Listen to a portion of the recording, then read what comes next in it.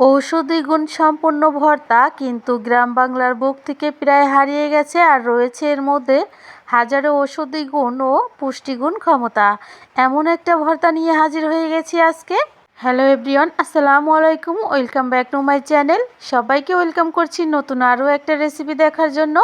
আশা করছি বরাবরের মতো আমার আজকের রেসিপিটা আপনাদের ভালো লাগবে। ভালো লাগলে একটা লাইক দিবেন, চ্যানেলটি সাবস্ক্রাইব করে বেল আইকনটি প্রেস করে দিতে ভুলবেন না। চলুন তাহলে আর কথা না বাড়িয়ে মূল রেসিপিতে চলে যাই। শুরুতে এই ভর্তাটি তৈরি করার জন্য আমি এখানে নিয়ে নিচ্ছি বেশ কিছু উলেট কম্বলের বীজ। আর এই বীজগুলো গাছে যেমন থাকে তেমনই নিয়ে নিয়েছি, কারণ এই বীজগুলো বের করা কিন্তু অনেক কঠিন। আর বীজগুলো যতটাই শক্তিশালী আর যতটাই ঔষধি গুণ সম্পন্ন, আর এর বীজটা বের করা ততটাই কঠিন। কারণ এই বীজের উপরে রয়েছে অসংখ্য কাঁটা, যেগুলো গায়ে লাগলে কিন্তু প্রচুর পরিমাণে চুলকায়। আর এই বীজগুলো কিভাবে বের করতে হয় আমি আপনাদের দেখিয়ে দিচ্ছি। অবশ্যই একটু সাবধানে বের করতে হবে। এই বীজের উপরের দিকটা দেখতে সমান্তরাল হলেও কিন্তু উপরের দিকটা যদি হাতে লাগে তাহলে অসংখ্য দানাযুক্ত কিছু হাতে লেগে যায় আর প্রচুর পরিমাণে চুলকায়। আর সেই জন্য মাঝখান থেকে হাত দিয়ে ঠিক এইভাবে বীজগুলো বের করে নিতে হবে। কোনোভাবেই কিন্তু উপরের অংশে হাত দেওয়া যাবে না, তাহলে কিন্তু প্রচুর পরিমাণে চুলকাবে। আপনাদের আগেই বলেছি বীজটা বের করা কিন্তু একটু কঠিন। যতটা শক্তিশালী এই বীজ আর ততটাই কঠিন বীজটা বের করা। উলেট কম্বল গাছ প্রচুর পরিমাণে ক্ষমতাধারী একটা গাছ। এটার শাখা, মূল, ফল, বীজ সব কিছুই কিন্তু আমাদের শরীরের জন্য অনেক বেশি উপকারী। আর সেজন্যই কিন্তু অনেক বেশি কষ্ট হলেও মানুষ কিন্তু এই বীজটা বের করে নানান রকম ওষুধ তৈরি করে। তো বন্ধুরা, দেখেই বুঝতে পারছেন আমি বেশ কিছু বীজ এখান থেকে বের করে নিয়েছি। এবার এই বীজগুলো আমি পরিষ্কার করে নিয়ে তারপর ফিরে আসলাম।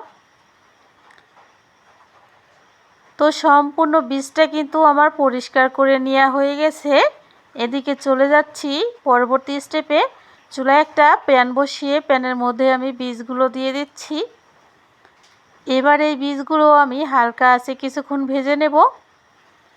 ভাজতে ভাজতে যখন দেখবেন বীজগুলো চিটচিট করে ফুটতে শুরু করেছে আর বীজের গায়ে অসংখ্য সাদা সাদা ফাটল দেখা দিচ্ছে, আর তখনই বীজগুলো নামিয়ে নিতে হবে। একই প্যানের মধ্যে এবার আমি দিয়ে দিচ্ছি 2 চা চামচ সরিষা তেল, আর দিয়ে দিচ্ছি আমি 3টে শুকনো লঙ্কা। লঙ্কাগুলো আমি একটু ভেজে নিব। তো আমার লঙ্কাটা কিন্তু ভাজা হয়ে গেছে, এবার আমি তুলে নিচ্ছি।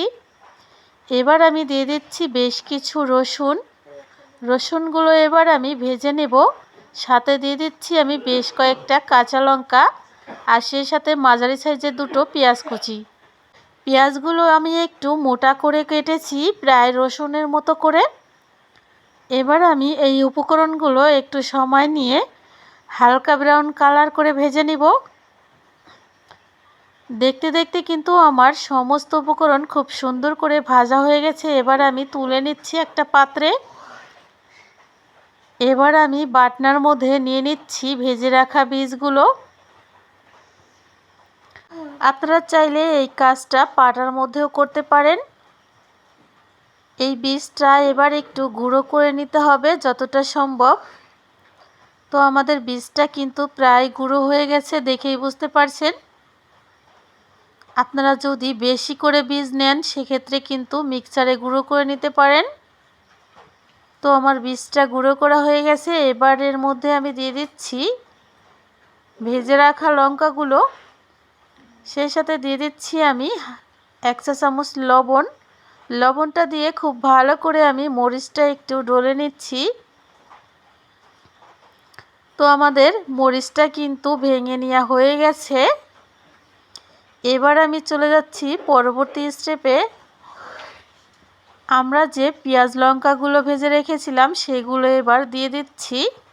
এবার আমি বাটনার সাহায্যে খুব ভালো করে লঙ্কা পেঁয়াজটা বেটে নেব।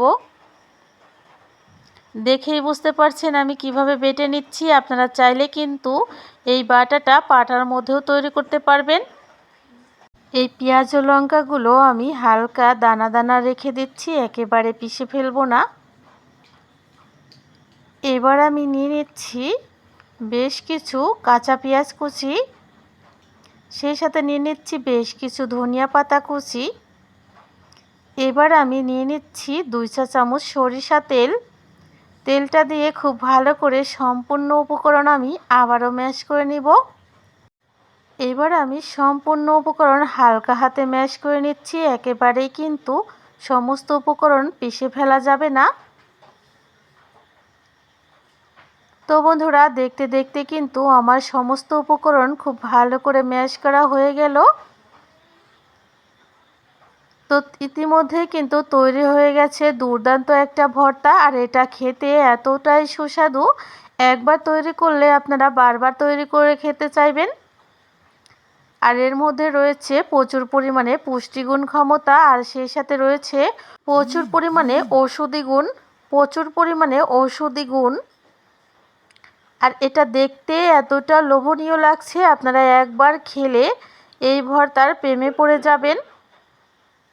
আর এই ভর্তাটা কিছুটা খেতে কিন্তু কালো জিরা ভর্তার মতো লাগে, আর ঘ্রাণটাও কিন্তু কিছুটা কালো জিরার মতোই আসে। তবে এটার মধ্যে রয়েছে প্রচুর পরিমাণে ঔষধি গুণ।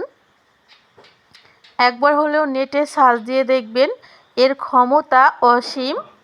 দেখেই বুঝতে পারছেন ইতিমধ্যে আমি বেশ কিছু ভাত নিয়ে বাটনার মধ্যে মেখে নিলাম। আর এটা খেতে এত বেশি মজা ছিল কি বলবো। একবার হলেও রেসিপিটা ট্রাই করে কমেন্ট করে জানাতে ভুলবেন না আপনাদের কেমন লেগেছে রেসিপিটি। আজ এখানে বিদায় নিচ্ছি, দেখা হবে আগামী পর্বে। সেই পর্যন্ত ভালো থাকবেন, আমার জন্য দোয়া করবেন। আল্লাহ হাফেজ, আসসালামু আলাইকুম।